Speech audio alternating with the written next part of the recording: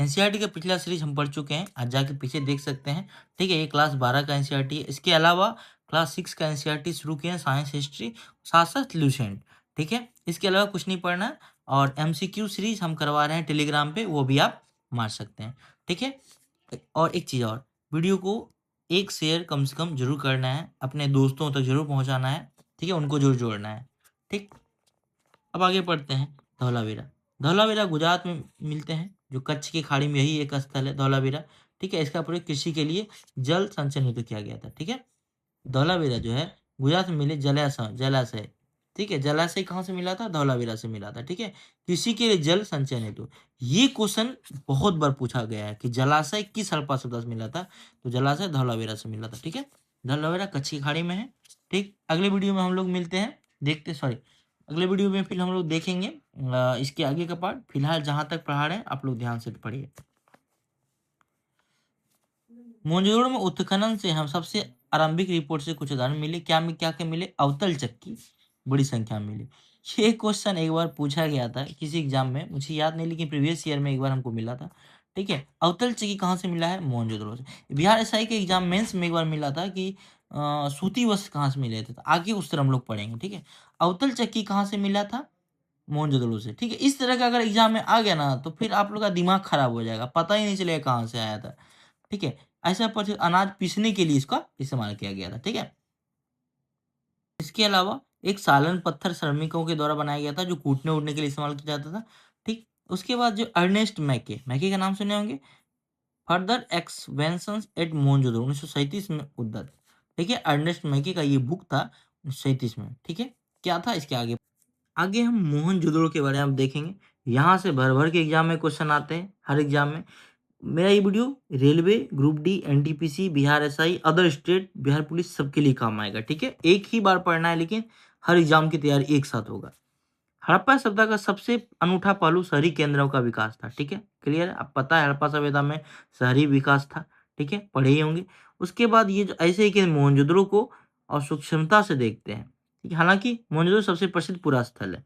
सबसे पहले खोजा गया स्थल कौन सा? हड़प्पा। देखिए ये क्वेश्चन, यहाँ से ये क्वेश्चन आएगा, सबसे पहले कौन सा खोजा गया था? हड़प्पा। ठीक है, बस्ती कितने भागों में विभाजित था? दो दो भागों में था। स्टेटमेंट बना के इस तरह क्वेश्चन आएगा, छोटा लेकिन ऊंचाई पर बनाया गया था। ठीक है, एक छोटा था लेकिन ऊंचाई पर बनाया गया था, दूसरा कहीं अधिक बड़ा लेकिन नीचे बनाया गया था। ठीक है, इस तरह पढ़िएगा। देखिए होंगे कालीबंगान में जो मिला था, उसका जो किला, वो जो द्वार दो भागों में बटा था, घेरा हुआ था, वो आगे हम लोग पढ़ेंगे। ठीक है, बस ये दो भागों में स्टेटमेंट बना के ऐसा क्वेश्चन आ सकता है। एक चीज और देखिए, ये जो ऊपर वाला था ना, इसको दुर्ग बोलते थे।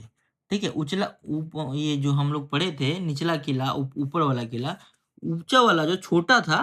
ठीक है, लेकिन छोटा था लेकिन दुर्ग बना हुआ था उसको। नीचे वाला को क्या बोलते थे? यहाँ देखिए, निचला सर, निचला सर बड़ा था, ऊंचा वाला सर छोटा था, उसको दुर्ग बोलते थे।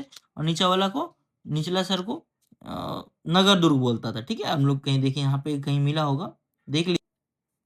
इस छोटे से बक्से को लिखते हैं हड़प्पा की दुर्दशा।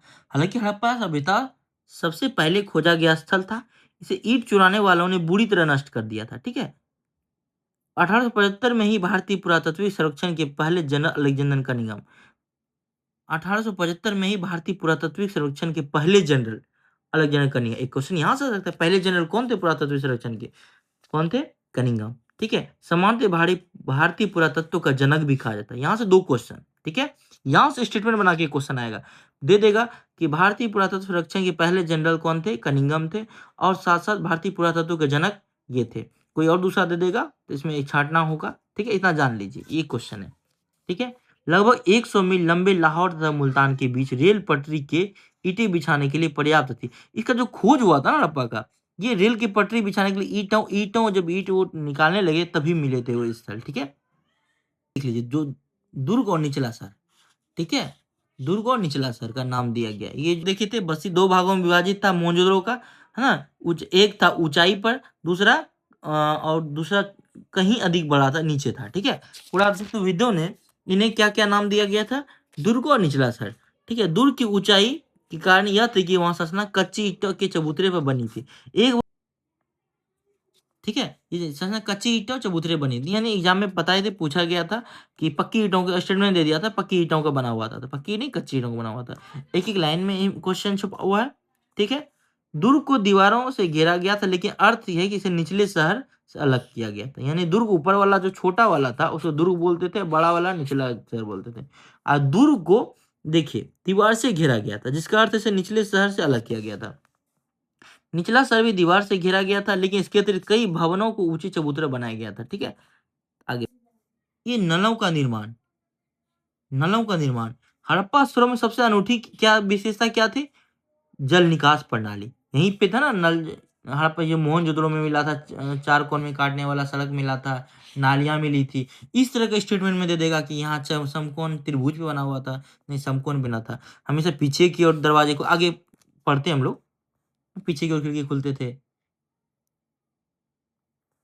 देखिए सड़कों तथा गलियों को लगभग एक ग्रिड पद्धति में बनाया गया था। कैसी पद्धति थी? ग्रिड पद्धति। कहीं ना कहीं देखे होंगे, ये क्वेश्चन पूछा हुआ है। ठीक है, एक दूसरे को समकोण पे काटता है, देख रहे हैं ना कैसी पद्धति थी। ये एग्जाम में देता है कि वहां पे जो सड़कें थी कैसी पद्धति थी? ग्रिड पद्धति, और एक दूसरे को समकोण में काटती थी। ठीक है, नालियों के साथ गलियों को बनाया गया था, इनके अलग अलग निवासी निर्माण करते हैं। ठीक है, आगे हम लोग पढ़ते हैं दुर्ग। दुर्ग में देखिए क्या है, एक छोटा पश्चिमी तथा एक बड़ा लेकिन निचला पूर्वी भाग। एक छोटा पश्चिमी तथा एक बड़ा लेकिन निचला पूर्वी भाग। पश्चिमी हिस्सा जो है इस तरफ ये ऊपर था, और पूरब में ये बड़ा हिस्सा था। ठीक है, वो हम लोग ऊपर में देख चुके हैं, यहाँ पे देख सके। पश्चिम में छोटा हिस्सा, पूरब में बड़ा हिस्सा। इसको दुर्ग बोलते थे, इसको नगर दुर्ग बोलते थे, या निचला हिस्सा बोलते थे। ठीक है, ये ध्यान रखिएगा, एग्जाम में आता है इस तरह क्वेश्चन स्टेटमेंट बना के। ठीक है, धौलावीरा तथा लोथल। गुजरात जैसे स्थलों में पूरी बस्ती किलेबंद थी। ये देखिए किलेबंद, धौलावीरा तथा लोथल जो गुजरात में दोनों है, ये बस्ती कैसी थी? किलेबंद थी। लोथल में दुर्ग दीवार से घिरा तो नहीं था, लेकिन कुछ ऊंचाई पर बनाया गया था। ठीक, उसके बाद मोहन गृह स्थापत्य के बारे में देख लीजिए। मोहनजोदड़ो का निचला हिस्सा कैसा? शहर आवासीय भवनों के उदाहरण थे। ठीक है, आगे हम लोग देखते हैं, यहाँ पे स्नान घर मिला था, जो हर घर का ईंटों का फर्श से बना अपना एक स्नानघर मिला। नालियां दीवार के माध्यम सड़क के नालियों से जुड़ी हुई थी, यानी कि बहुत सुनियोजित व्यवस्था, शहरी व्यवस्था थी मोहनजोदड़ो की।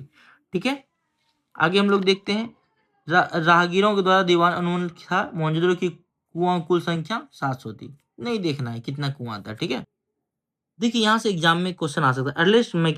Early Indian civilisation, early Indus civilisation 1948 किसने लिखा था? अर्नेस्ट मैके ने। सॉरी। ठीक है, यहाँ देखिए लोथल में आवासों के निर्माण के लिए जहाँ कच्ची ईंटों का प्रयोग हुआ, वह नालियां पक्की ईंटों की बनाई गई। यहाँ में क्वेश्चन छिपा हुआ है, लोथल में आवास के निर्माण के लिए किस ईंट का प्रयोग किया गया था? कच्ची ईंटों का, और नालियां पक्की ईंटों का। कितना अंतर है? कच्ची ईंटों से घर बना और नाली पक्की ईंटों से बना। क्लियर? फंसना नहीं है स्टेटमेंट वाले सवालों। अब देखिए विशाल स्नान घाट। ठीक है, एक आयताकार जलाशय, कैसा है? आयताकार। ठीक है, पॉइंट करना है यहाँ पे। यह एक गलियारे से घिरा हुआ है तथा जलाशय के तल तक के लिए इसे उत्तरी और दक्षिणी भाग की 2 सीढ़ियां बनी हुई थी। ठीक है, जलाशय के किनारों पर ईंटों की जमकर तथा जिप्सम के गाढ़े का प्रयोग संबंध हुआ था। ये स्नानघर से क्वेश्चन आता है। ठीक है, आता है, ये आयताकार है। ठीक है, यहाँ पे गलियारा उत्तर दक्षिण भाग के जलाशय के किनारे ये ईंटों का प्रयोग जिप्सम की गाढ़ी का प्रयोग से बनाया गया था। ठीक है, नॉट ए सीमेंट। इनके तीनों ओर कक्ष बने हुए, जिसमें एक बड़ा कुआं था।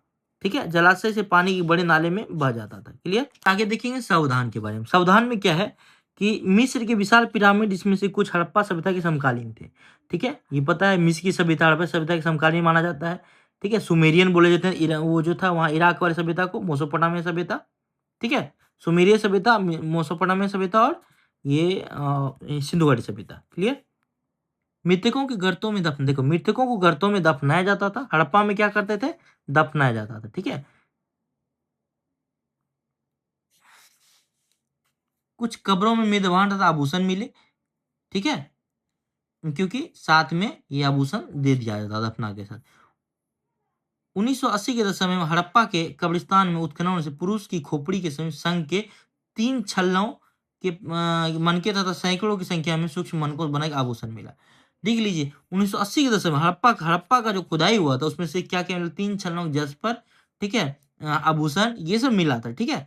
तांबे का बर्तन, ये बिहार एसआई मेंस में पूछा गया था कि क्या क्या कहाँ से मिला था, तो तांबे का बर्तन भी जो ये मिला है सब हड़प्पा स्थल से मिला, ठीक है। बहुमूल्य वस्तुएं दफनाने में विकास नहीं था, ठीक है, क्लियर। एक चीज और, फायांस का मतलब क्या होता था? फायांस का मतलब होता है घिसी हुई रेत अथवा बालू, रंग और चिपचिपी पदार्थ मिश्रण को पका बनाए। यानी उस समय जो ना फायांस होता था, ठीक है, जटिल तकनीक से बनी होती थी ये, रेत और बालू या बालू, रंग और चिपचिपी पदार्थ मिश्रण पका कर बनाया जाता था। छोटे पात्र से ये कीमती माना जाता है, ठीक है। चलिए अगले वीडियो में फिर अगले सीरीज में हम लोग पढ़ेंगे हिस्ट्री। इसी तरह हम लोग 12 का सीरीज खत्म कर देंगे, साथ साथ उधर 6, 7, 8 स्टार्ट होगा, साइंस, हिस्ट्री, और इसके बाद हम ज्योग्राफी पढ़ाएंगे। साथ साथ लुसेंट भी मेरा चलता रहेगा, आप उसको ध्यान से देखिएगा आप लोग, ठीक है। Thank you.